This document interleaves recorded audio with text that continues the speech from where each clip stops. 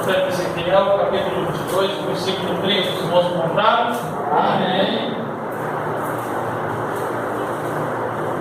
Eu vou ler para mim, para que todo mundo participe da leitura.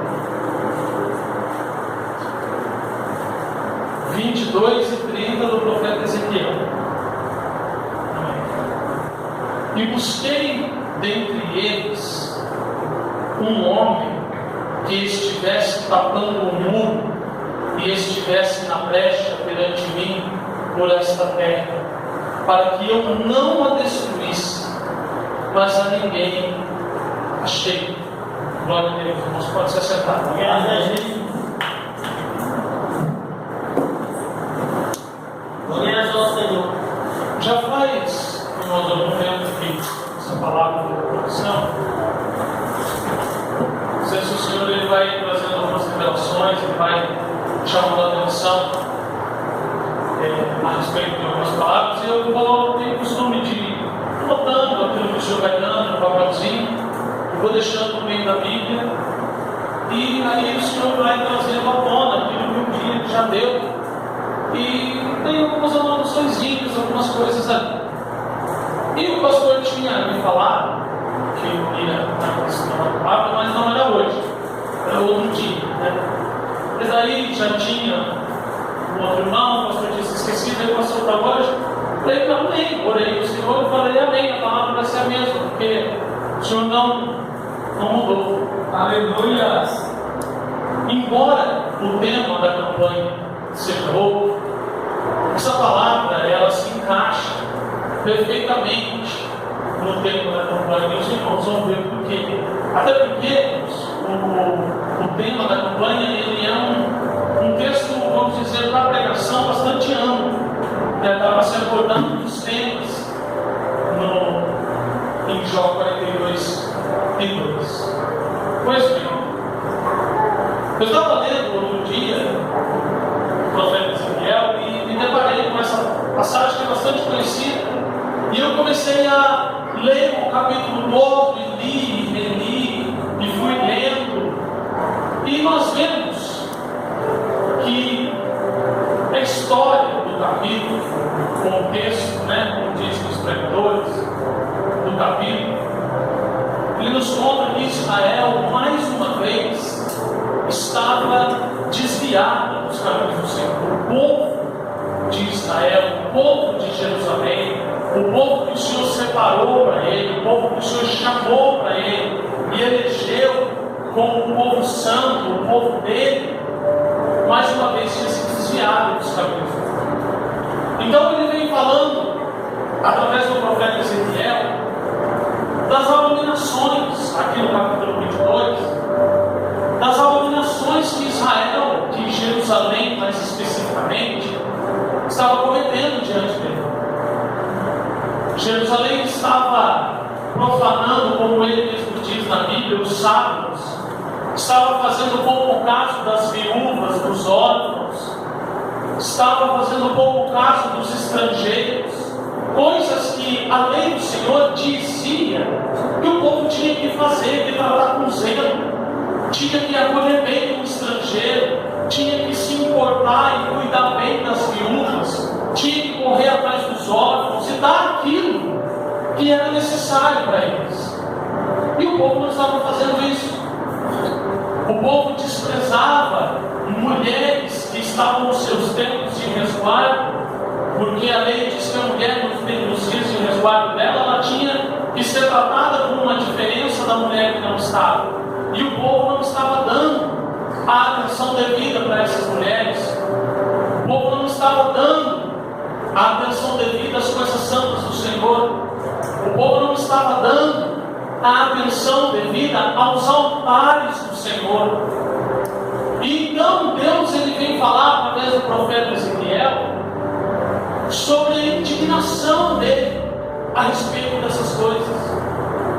Coisas que já quantas e quantas vezes, através de quantos e quantos profetas, tantos e tantos homens de Deus, o próprio Deus já tinha falado que eram coisas abomináveis, que eram coisas que ele reprovava, que eram coisas que o povo pagaria um preço caro se continuassem a fazer.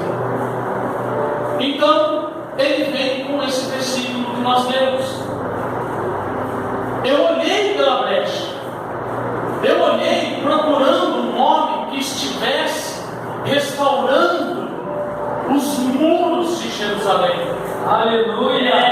Vamos trazer um pouquinho para o lado espiritual, né?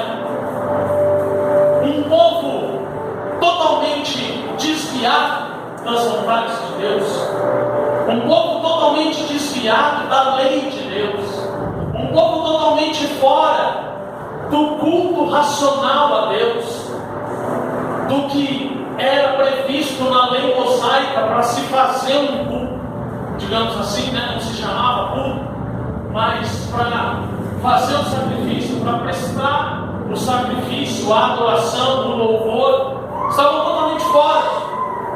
Então o Senhor vem e diz: olha, eu estou olhando e procurando por um. Senhor, olha para os irmãos verem, ainda na minha Bíblia aqui, o ele está em uma letra diferente. Ele está em. Se os irmãos forem digitar no computador no Word lá, chama Itália, que é quando a letra está deitadinha assim. Está tudo certinho.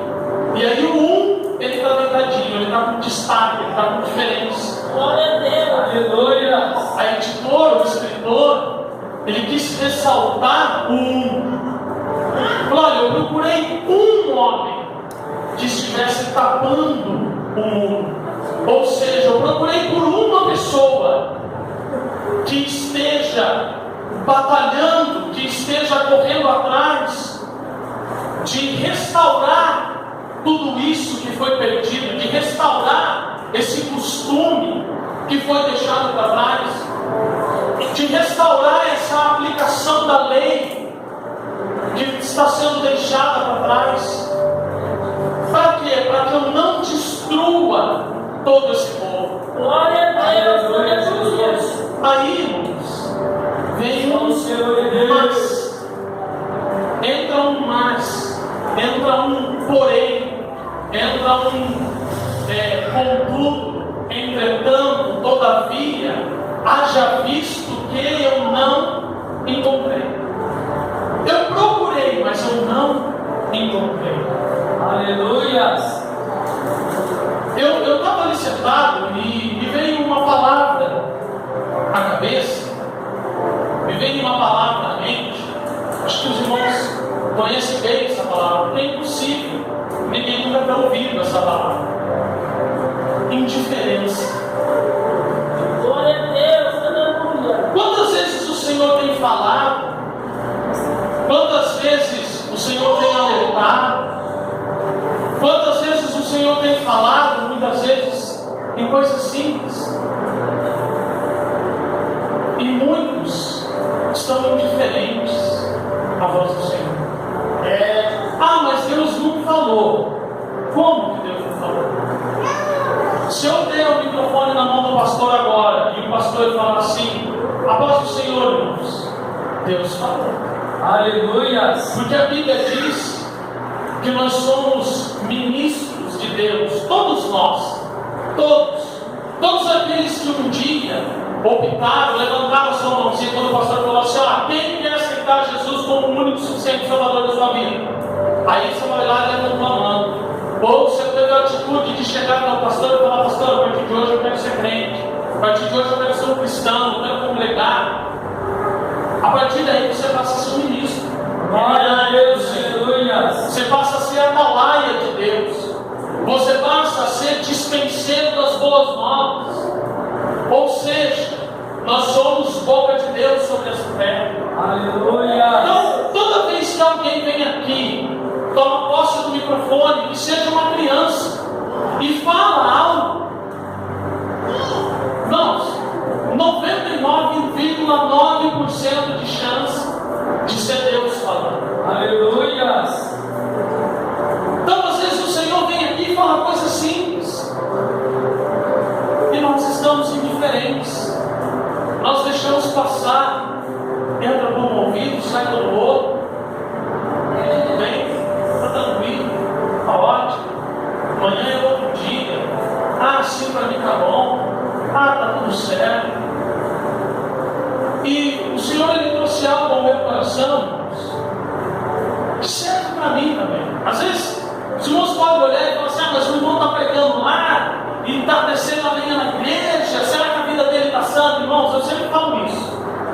A pregação, toda e qualquer pregação, o chicote passa primeiro aqui, vem primeiro aqui em cima, vem primeiro aqui, não é assim, mano? Deus primeiro ele trata com a gente, para depois tratar com a igreja, porque tem muita coisa que o Senhor fala para a gente em oração, na leitura da palavra, que você fala: ai Deus, eu senti uma fisgadinha no céu, doeu. E aí você fala: nossa, a hora que eu passar para a igreja, os irmãos vão pular comigo. E você passa para a igreja e não tem o mesmo efeito que teve na nossa vida. Por quê? Porque aquilo foi uma repreensão de Deus para mim, específico para quem está aqui. Aleluia. Então, irmãos, muitas vezes, voltando no assunto, nós temos passado indiferente a uma palavra do pastor, a uma palavra do cooperador, da cooperadora, da irmã, do diácono, que seja, por mais simples que ela seja, por mais simples que ela seja. Por exemplo, irmãos, entra para dentro, não fica na porta, só um exemplo, nada para os irmãos que estão ali, só um exemplo. Não fica na porta, irmão, vem para dentro, em nome de Jesus, Deus quer você aqui, não sei o que e tal. Tem 5 irmãos lá, 2 vêm e 3 ficam.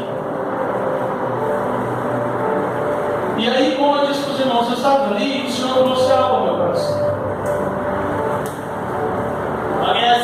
E eu pensei comigo que a indiferença, a nossa indiferença, a nossa, infelizmente, tão comum indiferença, porque infelizmente, irmãos, é algo que às vezes eu vejo que é comum, se torna comum, como nosso irmão disse, como nosso irmão Diácono disse, nós nos acomodamos.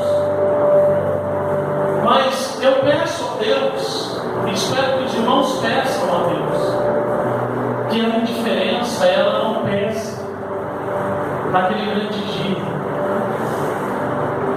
que a indiferença ela não faça diferença na nossa salvação, no dia do arrebatamento, porque se fizermos é algo que para a gente parece simples, mas vai ter um peso muito grande. Grande Deus, vai ter um peso muito grande, infelizmente, vai. É verdade, por que você está falando isso? Não sei se os irmãos perceberam, mas está no contexto do versículo que foi lido.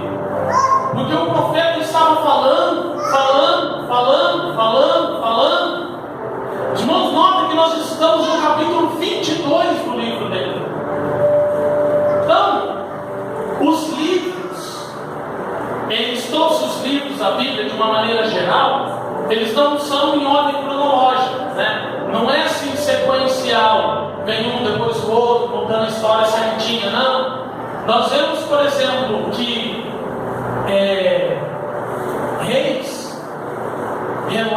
Reis vem depois de Samuel, e relata a história sobre Davi, que já ficou lá atrás de Samuel.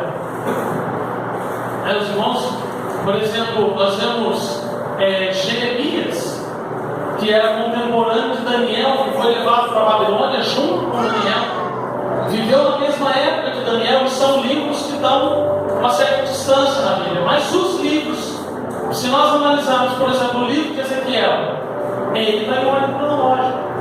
Do capítulo 1 até o último capítulo, é uma história contada.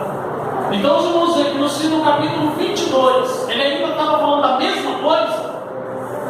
Olha o tamanho da indiferença desse povo.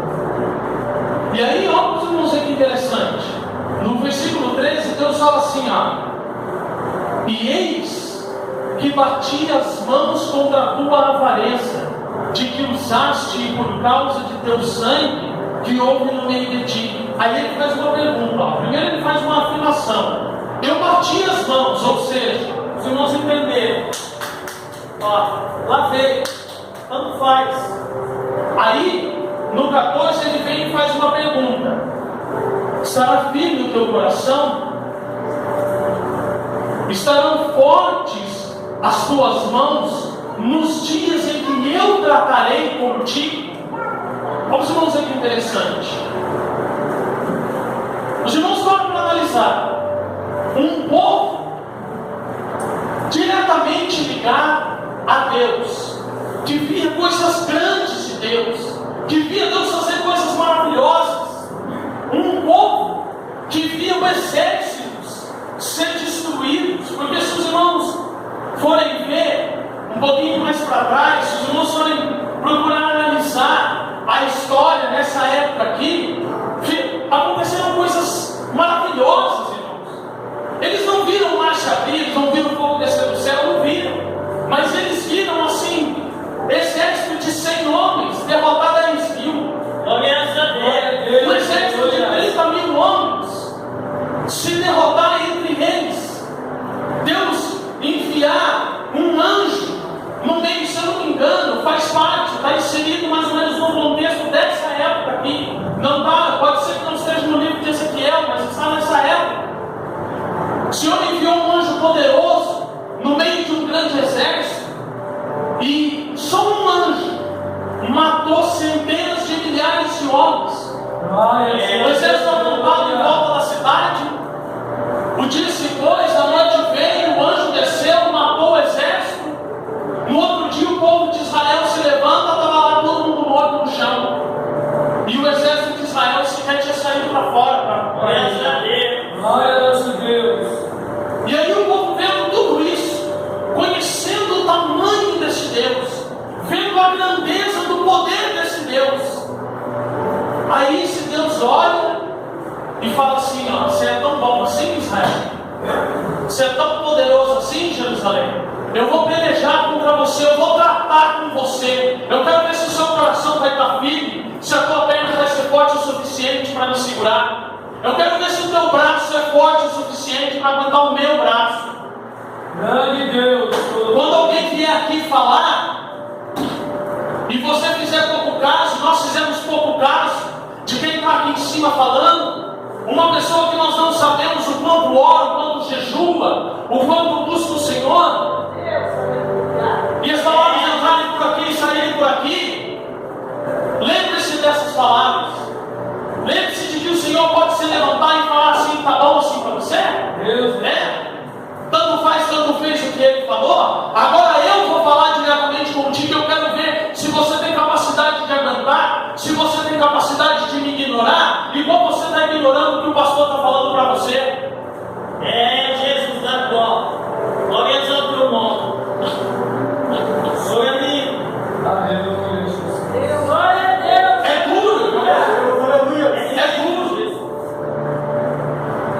Às vezes o Senhor nos dá coisas para falar que não é fácil de falar. Mas vou ser sincero com os irmãos, acho que eu já falei isso aqui. Eu prefiro depois escutar de pessoas do que não falar aquilo que o Senhor manda falar, aquilo que o Senhor coloca no coração para falar. Quantas e quantas vezes nós já estivemos nesse lugar, sentados nessa cadeira aqui, escutando as mesmas coisas, as mesmas coisas, as mesmas coisas, as mesmas palavras. São só palavras.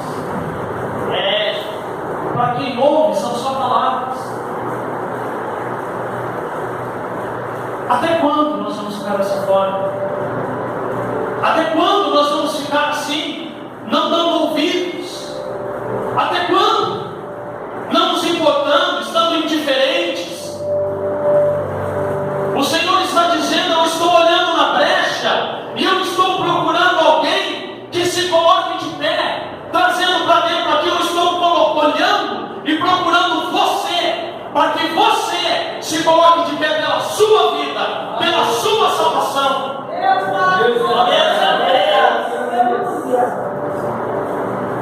Eu não estou falando do seu irmão do seu lado, eu não estou falando da sua família, eu não estou falando da sua casa, dos seus colegas de trabalho, eu estou falando da sua salvação. Porque a própria Bíblia diz: o que adianta o homem ganhar o mundo inteiro e perder a própria alma? De que adianta você converter o seu vizinho, converter o seu pai, a sua mãe, seu tio, seu primo, sua irmã, a sogra, o namorado, a esposa,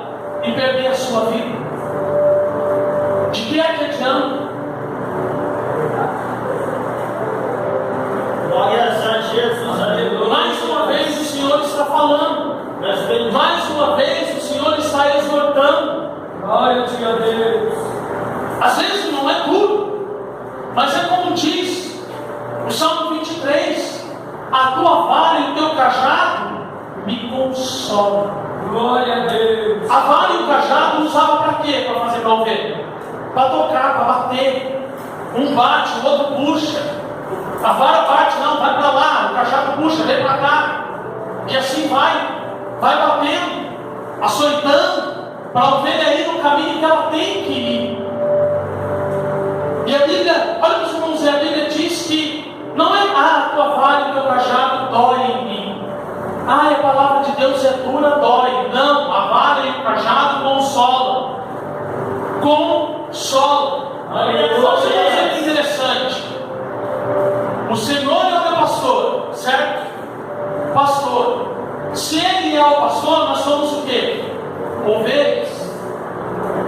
A tua vara e o teu cajado me consolam. Me consolam por quê? Porque a Bíblia diz, o próprio pastor, aquele que nós declaramos que é o nosso pastor, nas palavras dele, ele diz: eu sou o caminho, a verdade e a vida. Eu sou a porta de passagem. Aquele que passar por mim, passará e sairá e achará pastagem. Então a vara está te conduzindo, está te batendo, o cajado está te puxando. É para você achar passagem. É para você passar e achar um lugar de descanso. É por isso que a Bíblia diz que a vara e o cajado consolam. Porque agora pode parecer uma palavra dura, agora pode parecer algo duro de se ouvir, mas se nós somos ovelhas que ouvem e atendem a voz do pastor, nós vamos passar pela porta e achar passagem. Nós vamos achar passagem. Os irmãos vejam que o Senhor, Ele divide as pessoas que se chamam igreja, aqueles que se chamam povo separado. O Senhor divide em duas classes. O próprio Cristo divide em duas partes. Uma parte vai ficar à direita e uma parte vai ficar à esquerda. A que vai ficar à direita ele chama de ovelhas, e a que vai ficar à esquerda ele chama de bode.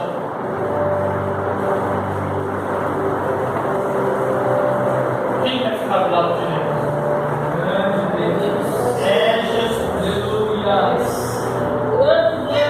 Ouça a voz do teu pastor. A voz do teu pastor. Ouça a voz dele. Não só aqui, não só quando é ministrado aqui, mas em todo lugar que você estiver, por aqui e pelos teus joelhos no chão. Ouça a voz do teu pastor, para que você ache pastagem.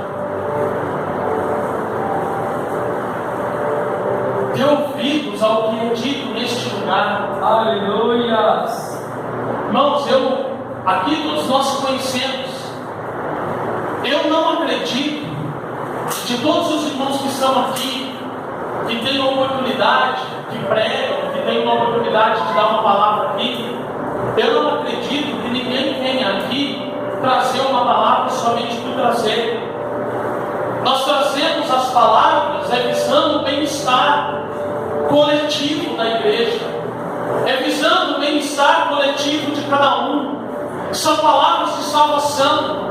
Os irmãos podem ver que todo mundo que vem aqui e fala alguma coisa, ninguém fala lorota, ninguém fala baboseira. Tudo que é falado aqui está fundamentado e alicerçado neste santo livro.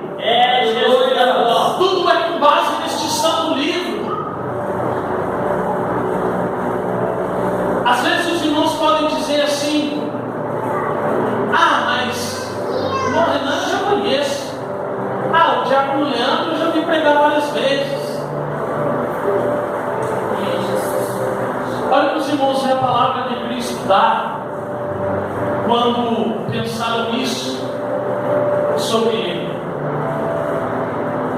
Ele disse que o profeta, ele não é reconhecido na sua própria pátria, ele não é reconhecido dentro da sua casa.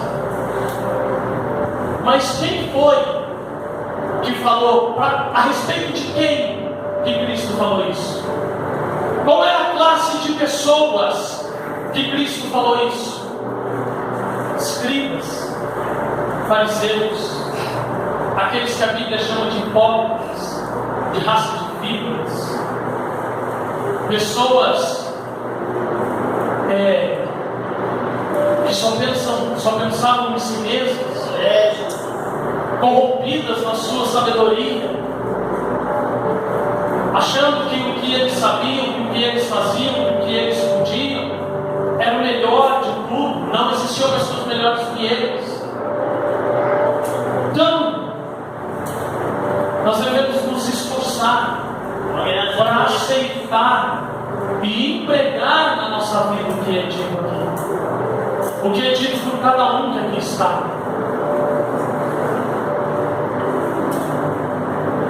Nós estamos entrando num novo ano. É costume secular, é costume mundial fazer promessa, né? Esse ano eu vou emagrecer. Esse ano eu vou estudar. Esse ano eu não vou guardar dinheiro. Faça uma promessa que esse ano você vai ser diferente na presença do Senhor. Glória a Deus.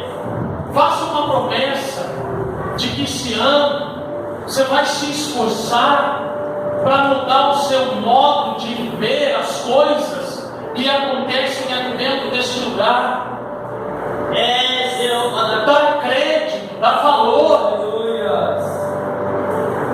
Não estou dizendo para idolatrar ninguém aqui não, mas a Bíblia diz: dê honra a quem tem honra. Honre aquele que merece ser honrado, é o que a Bíblia diz.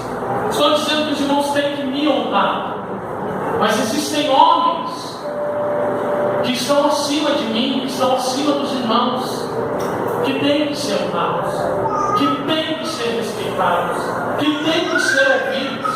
E se o que eles disserem estiverem passado na palavra, nós temos a obrigação de aceitar e cumprir, nós querendo ou não. É verdade. Querendo a gente ou não. Porque a igreja é como uma empresa. Nós chegamos para trabalhar numa empresa. A empresa, ela tem regras, certo? Se nós queremos continuar trabalhando, se nós queremos receber o nosso salário, nós temos que cumprir com as regras da empresa. Muitas empresas têm regras que não agradam a gente, né? Com certeza o Leandro trabalha lá no clube no Mogiano, tem regras da empresa que com certeza não agradam a ele. O pastor Josué trabalha com construção, tem regras que não agradam a ele, que os patrões passam. E assim por diante. A igreja é da mesma forma.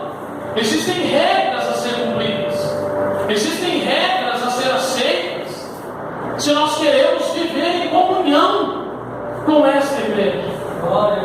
E se esses homens estão dizendo, nós temos a obrigação de aceitar. Se nós quisermos fazer parte do corpo da igreja. Aleluia. É assim que é.